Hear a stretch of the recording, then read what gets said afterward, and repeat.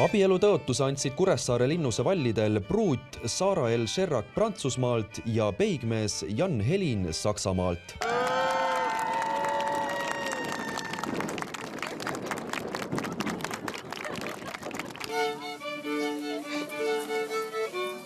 Eesmärgiks on integreerida Eestis õppivaid välistudengeid rohkem meie ühiskonda ja pakkuda neile elamusi, mida kuskil mujal maailmas ei ole võimalik kogeda. See projekt on esimest korda varem, seda ei ole tehtud ja see ühendab kõiki välistudengeid üle Eesti, kes on siia tulnud õppima.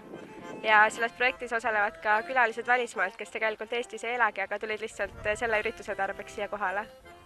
Meid on kokku 80, sealhulgas on ka ESN-i vabatahtlikud, ehk siis välistudengite hulk on kuskil 70 inimest.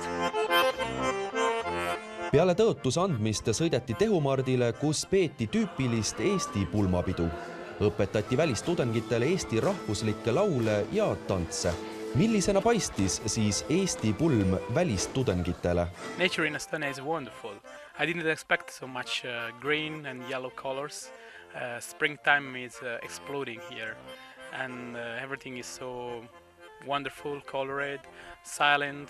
Wilmer Mostalivlo üllatus, et Eesti inimesed on väga pühendunud vanadele kommetele. Ta ei osanud oodata, et nii noored inimesed teavad vanu laule ja traditsioonilisi tantse.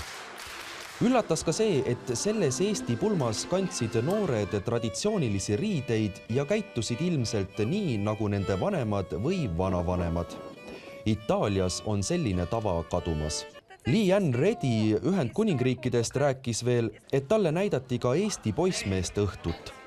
Inglismaal juuakse rohkem kui Eestis. See talle meeldis.